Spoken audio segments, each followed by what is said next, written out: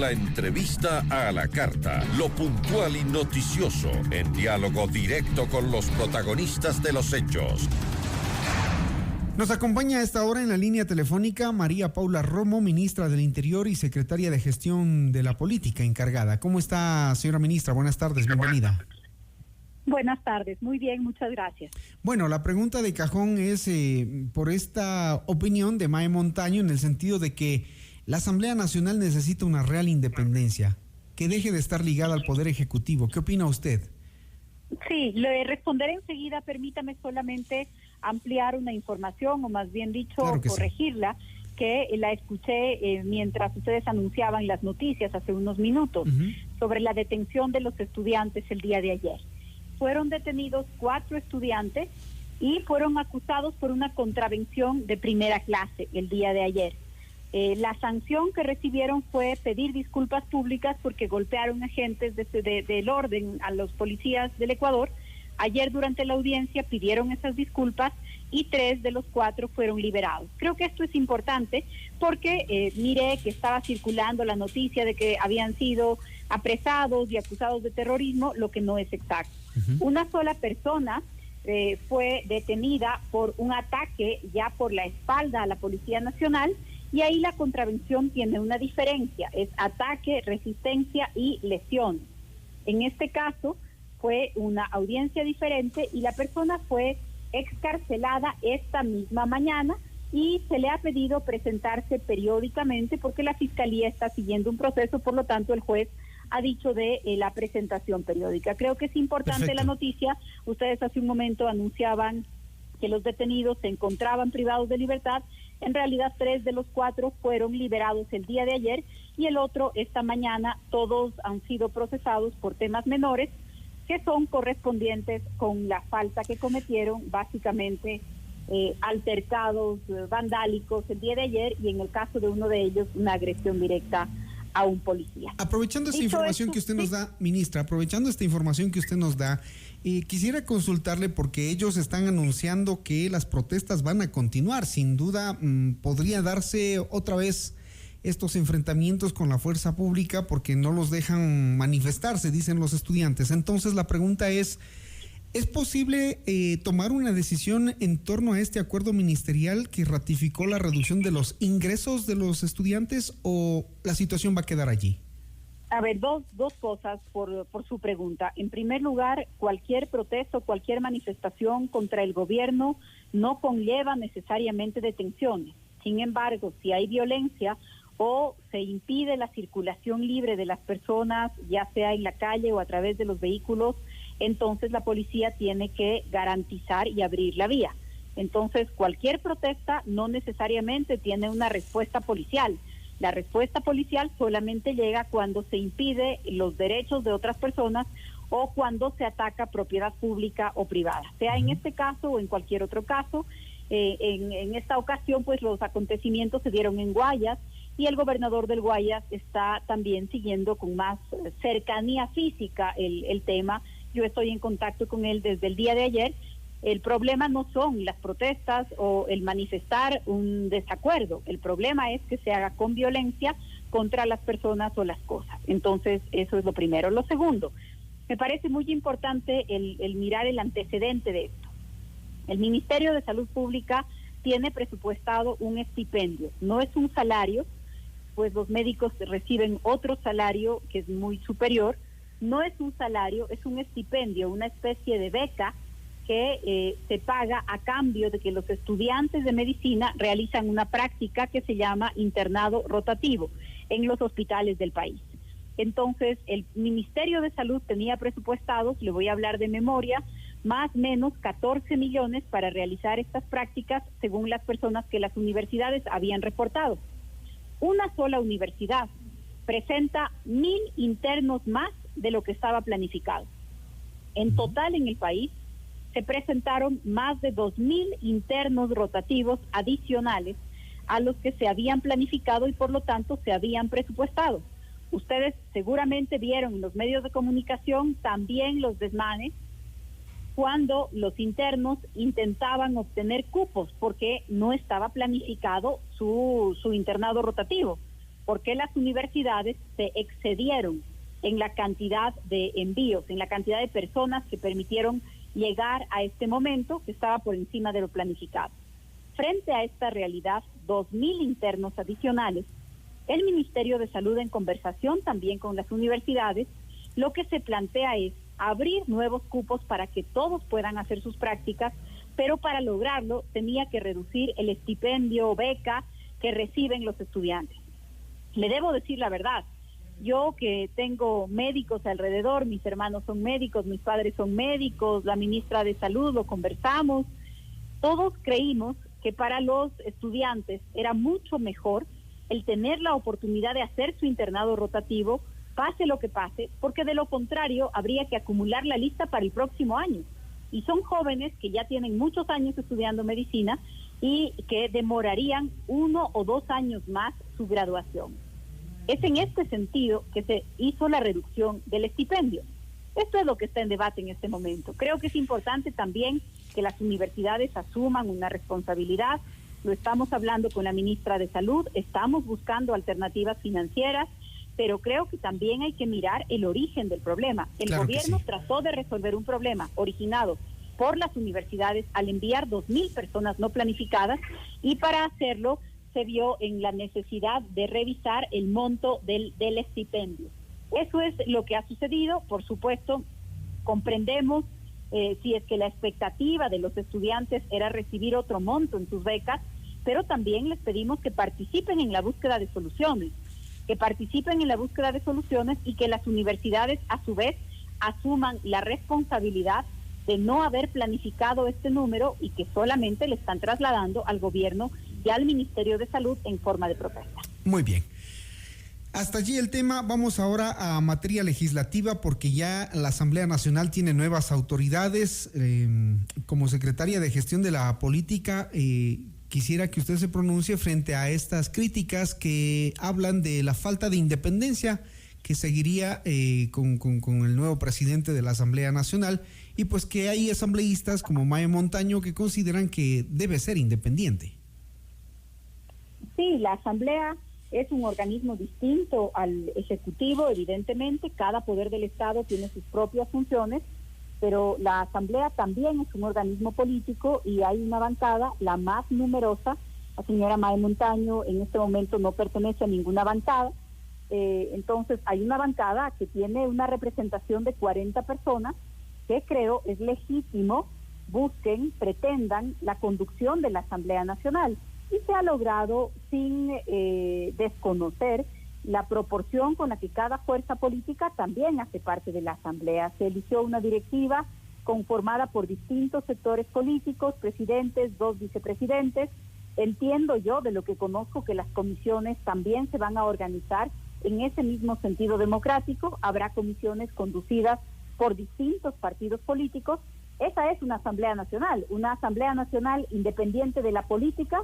No es posible, porque la Asamblea Nacional es por esencia el espacio de representación de la política, y en ese espacio de representación política el movimiento de gobierno tiene la bancada más numerosa y por lo tanto ha pretendido para sí la presidencia de la Asamblea en el marco de una coalición más amplia y con un interesante acuerdo programático de 10 puntos de fondo que creo que también marcan una diferencia sobre la construcción de acuerdos en el legislativo. ¿Qué dicen esos 10 puntos? Es importante porque en base a eso, ha dicho César Litardo, va a ser el trabajo en la Asamblea con una agenda programática, con proyectos que motiven la economía del país, que resuelvan los problemas urgentes. ¿Qué 10 puntos son, ministra? Bueno, el documento es un documento público, pero puedo referirme a algunos. El primer punto es revisar las competencias del Consejo de Participación Ciudadana. El segundo tiene que ver con el tema de empleo. El tercero, reformas institucionales para evitar el sobreendeudamiento o la ocultación de la deuda que nos ha traído muchos problemas al país. Un marco normativo sobre el tema de los medios públicos, que la Comisión de Fiscalización funcione con autonomía y pueda llevar adelante procesos importantes. Ayer mismo se ha aprobado un juicio político. Respaldar una política internacional que defienda derechos, libertades, regímenes democráticos, los intereses del país. Condiciones de gobernabilidad para el país y para la Asamblea Nacional. alternativas de sostenibilidad en el largo plazo para la seguridad social, buscar y respetar los principios de calidad y excelencia en la educación superior, la libertad de cátedra y finalmente garantizar la progresividad de los derechos y la inclusión social y económica de los menos favorecidos. Como ve, ya conseguí el documento, lo tengo a la mano, se lo estoy comentando a detalle, el documento es público y sobre él me parece que los acuerdos son interesantes, trasciende de los intereses de los sectores políticos y permite acordar unos puntos mínimos de agenda. Insisto, creo que desde lo político y desde el punto de vista de la Secretaría de la Política, el tener una agenda, una hoja de ruta y sobre eso construir un acuerdo es en realidad un tema muy importante. Ahora, ministra, estos acuerdos que se logran políticamente y que ya los evidenciaron ayer con el tema de la elección de las autoridades de la Asamblea, ¿es un acuerdo sólido? ¿Tienen los votos de una nueva mayoría, se podría decir así, para lo que es los proyectos de ley que se vienen? No creo que podamos hablar de una nueva mayoría, no es la asamblea de las aplanadoras, lo ha dicho también ayer el nuevo presidente de la asamblea, el asambleísta César Litardo, no es una asamblea de aplanadoras, es una declaración de voluntad de conseguir esos objetivos, pero no significa y tampoco es la expectativa del gobierno una asamblea en donde se pone un proyecto de ley y de pronto hay decenas de votos que dicen sí. La Asamblea es un espacio de debate, hay proyectos de ley que van a ser presentados por el Ejecutivo. Nuestra expectativa es que la discusión se haga con apertura, que la discusión se haga por encima de las diferencias políticas, buscando los objetivos nacionales. Esas condiciones me parece que sí tenemos. La condición de distintas fuerzas políticas dejando de lado las diferencias electorales o las diferencias ideológicas para concentrarnos sobre una agenda. Eso me parece que sí es lo que se ha logrado. Una aplanadora, no es lo que se ha logrado, no es lo que se buscaba, no es la política para este gobierno, no estamos tratando de imponer algo, sino de tener el mejor ambiente para llevar adelante cambios que son necesarios en el país. Uh-huh. Esto no, por las cosas que se han dicho también desde ayer, esto no implica que se deje de investigar casos en donde ha sonado el nombre del presidente de la República, el tema INA Papers, en la comisión de fiscalización, en la nueva comisión de fiscalización que se debe integrar. No tiene nada que ver con esto. El caso INA Papers, que por cierto no tiene relación con el presidente. Este caso, que fue titulado en realidad como El Laberinto, creo que tiene un nombre muy cercano a la realidad, es un laberinto que incluye una serie de nombres, que pide la investigación sobre una serie de personas, pero lo único que tiene que ver con el presidente es que algunas de estas personas tienen una relación de amistad. No, en este caso no hay un presidente involucrado en ningún hecho que merezca ninguna sospecha, pero de todas maneras, se pidió una investigación, la bancada de gobierno respaldó esa investigación, la investigación se llevó a la comisión de fiscalización y ya existe un informe de mayoría en esa comisión, por lo tanto no está en debate el que este tema llegue o no, o cómo se resuelve en la comisión de fiscalización. Ese tema ya salió de la comisión. Ministra María Paula Romo, ¿cómo será a partir del día de hoy la relación con el nuevo presidente de la Asamblea Nacional? Le pregunto esto por lo que el país pudo escuchar en una conversación telefónica grabada en el Pleno de la Asamblea en cuanto a disposiciones, a resoluciones que se tenían que adoptar. ¿Cómo será con el nuevo presidente de la Asamblea la interacción política desde la Secretaría de Gestión? Ojalá a nadie le graben sus llamadas telefónicas, ojalá no lo hagan con el presidente de la Asamblea, ojalá no lo hagan con usted, ojalá no lo hagan conmigo, porque eso es parte de la privacidad y de la intimidad de cada persona, y revelar conversaciones privadas y manipularlas o recortarlas puede tergiversar el contenido de lo que una conversación dice. ¿Cómo será la relación con el presidente y con toda la Asamblea? Una relación respetuosa de las funciones de cada uno, pero también una relación en donde conversar, discutir los temas de la política del país no es satanizado, no es ilegal, es parte del trabajo, en mi caso como secretaria de la política, pero le aseguro que muchos otros ministros discuten temas de su gestión, de su área, sobre asuntos que suceden en una provincia, sobre lo que pasa en salud, en educación, en relaciones internacionales. Vamos a seguir manteniendo una relación respetuosa con la Asamblea Nacional, pero una relación de diálogo cordial, franco, entre poderes del Estado. Uh-huh. Pasemos a otro tema que también es importante por lo que está ocurriendo con la situación de seguridad en el país, pero primero lo que hemos visto absortos durante las últimas horas, los últimos días, esto de las cárceles y el sistema de rehabilitación social. Hay voces que piden la declaratoria de emergencia. Hemos visto ayer a los militares haciendo operativos alrededor de las cárceles, operativos de control de armas, y hay quienes solicitan la participación de Fuerzas Armadas en el control del sistema penitenciario. ¿Qué decisiones o qué análisis hacen el gobierno frente a lo que está sucediendo? Sí, lo primero es explicar un poco a la ciudadanía cómo funciona la seguridad en las cárceles. Los guías penitenciarios que hacen parte del sistema de atención integral de personas privadas de libertad ante el Ministerio de Justicia. Los guías penitenciarios son los encargados de la seguridad al interior de las cárceles. La Policía Nacional es una fuerza de apoyo en los pabellones de máxima seguridad y en el primer filtro de acceso a los centros de rehabilitación social.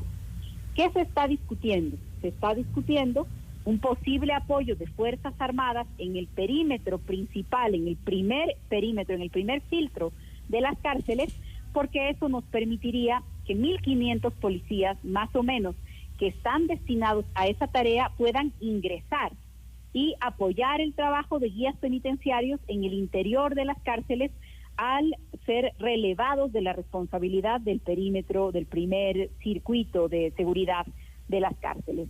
Hemos tenido ya varias reuniones. Este es un encargo o una delegación que el presidente haría a las Fuerzas Armadas a través de un decreto de emergencia, como usted bien lo ha señalado. Creemos que esto va a permitir que un número importante de policías entren a reforzar la seguridad al interior de las cárceles, pero hay que recordar también que hay otros asuntos estructurales en este tema.